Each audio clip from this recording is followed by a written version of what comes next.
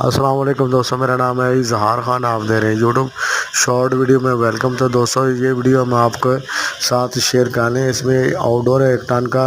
तो इसमें हमें जो बड़ी वाली लाइन है, सक्शन लाइन, वहाँ पे आयल नज़र आ रहा है। तो हमने इसको डाउट को क्लियर करना है कि ये आयल यहाँ से निकला हुआ है या यहाँ लीकेज है, लीकेज की वजह से आ रहा है, या कि वैसे वाल लीक हो गया, या जहाँ फ्लेयर नट की वजह से ये लीक आई। तो इसको हमने सारी बॉडी को खोल लेंगे कवर का, ताकि हमें ओपनली सारा नज़र आ सके।